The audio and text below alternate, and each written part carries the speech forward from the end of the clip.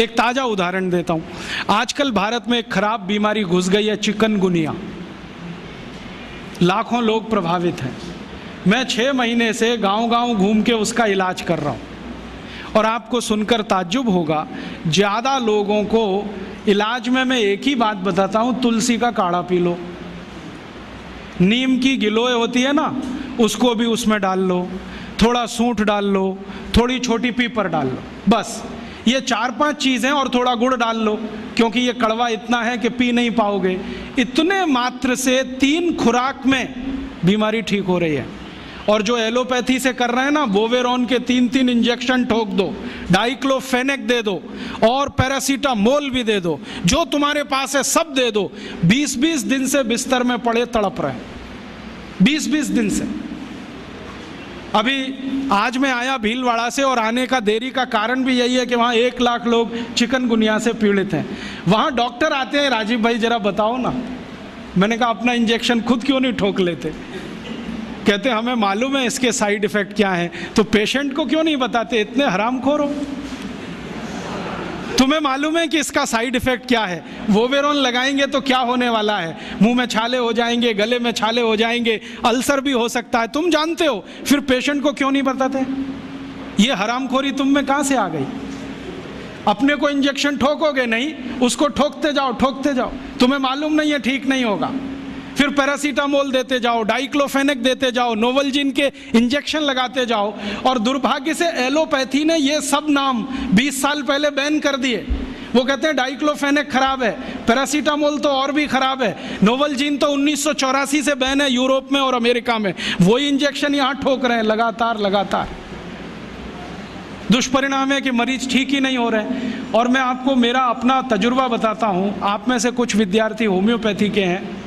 आप जानते हैं कि होम्योपैथी की बहुत सारी दवाएं आयुर्वेद से ही निकली। तुलसी है ना, उसी से ओसीमम है। ओसीमम की 3-3 खुराक देके कर्नाटक में 70,000 रोगियों को चलता कर दिया। और वो 20-20 दिन से एलोपैथी खा रहे थे, रिजल्ट नहीं आ रहा है।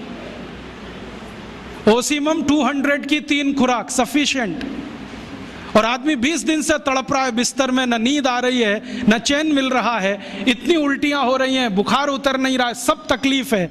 3 डोज दो, खत्म कहानी। मैंने उसको फिर कुछ जरूरत ही नहीं।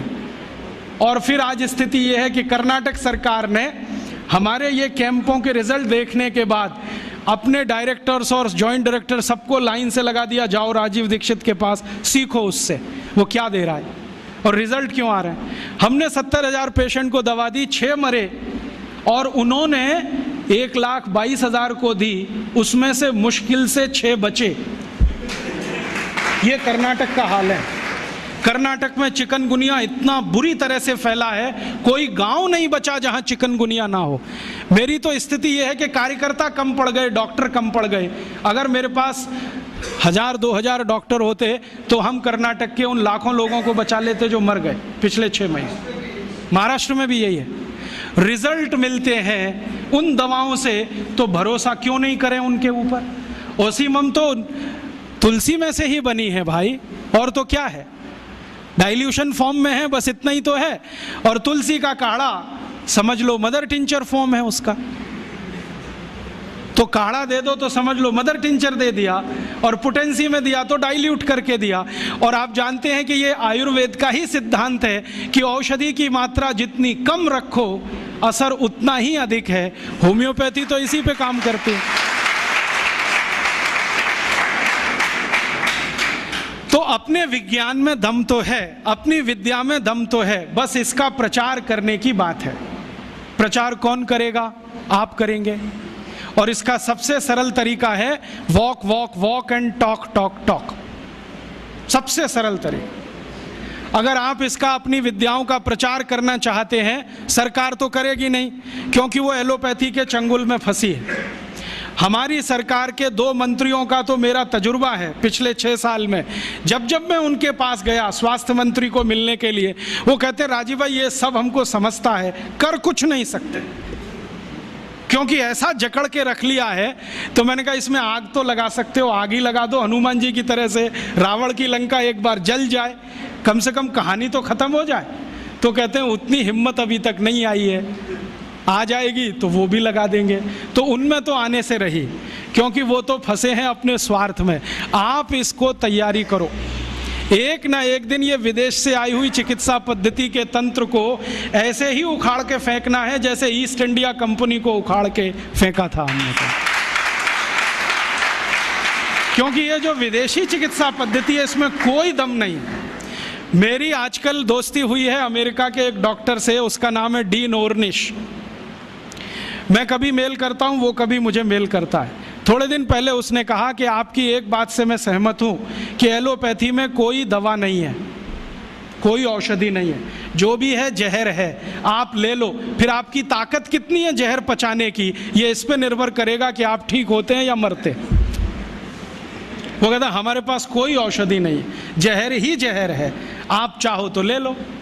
तो मैंने कहा आपको ये बताया किसने, क्योंकि ये ज्ञान तो कोई आयुर्वेद का ज्ञाता ही दे सकता है। तो उसने कहा कि ये ज्ञान मुझे स्वामी शिवानंद से मिला। शिवानंद जी का नाम आप जानते हैं? महान तपस्वी, महान योगी, जिन्होंने भारत छोड़ दुनिया भर में आयुर्वेद के प्रचार के लिए काम किया, योग और प्राणायाम के लिए प्रचार का काम किया। उनसे सीखा डीन ऑर्निश ने। अब डीन ऑर्निश क्या कहता है? वो कहता है कि भारत की चिकित्सा पद्धति में इतना दम है कि लौकी के रस से हार्ट अटैक या कार्डियक अरेस्ट या ब्लॉकेज को रिवर्स किया जा सकता है, सिर्फ लौकी के रस से।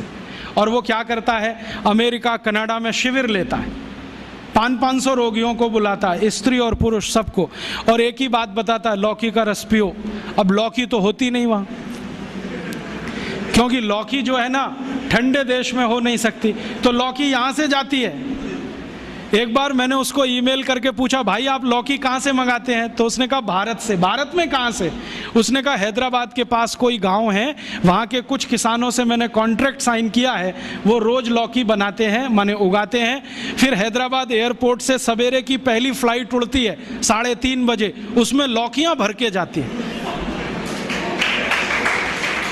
तो मैं गया वो गाँव देखने के लिए, तो वहाँ कुछ किसान हैं जिन्होंने उससे डील किया हुआ है, उनकी पूरे खेत में लौकी ही लौकी लगा रखी है, और उन्होंने गाय रखी हुई है, गाय का गोबर ही डालते हैं, क्योंकि डीन ऑर्निश कहता है कि जो यूरिया का डाला तो लौकी काम ही नहीं आती, हाँ रिवर्सल नहीं होता, तो गाय के गोबर से लौकी बनाते हैं। और जो एक लौकी भारत में तो मुश्किल से 2 रुपए की बिकती हो, वो किसान डीन ऑर्निश को 60-65 रुपए में एक लौकी बेचते हैं।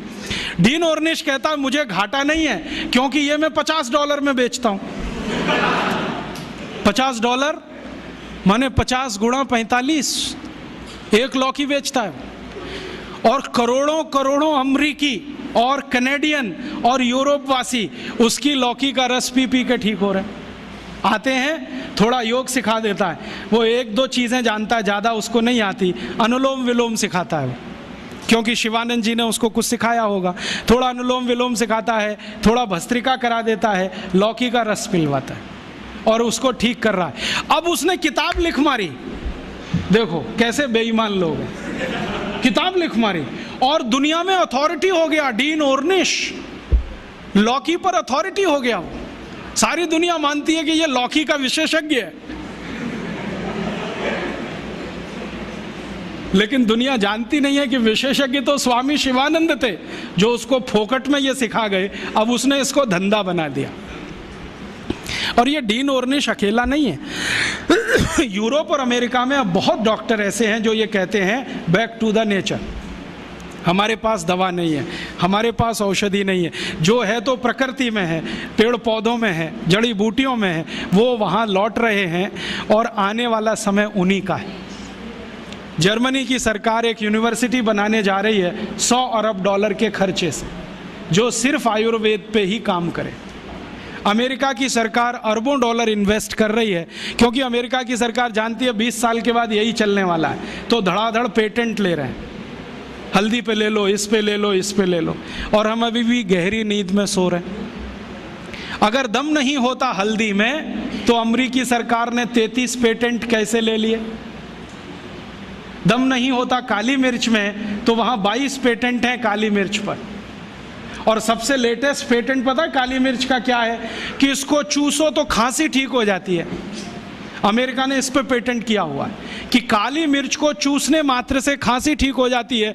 ये तो हमारे देश में लाखों माताएं बहनें रोज करती हैं, सब जानते हैं कि काली मिर्च को चूसो तो खांसी ठीक हो जाती है। उन्होंने पेटेंट करा लिया इस पे।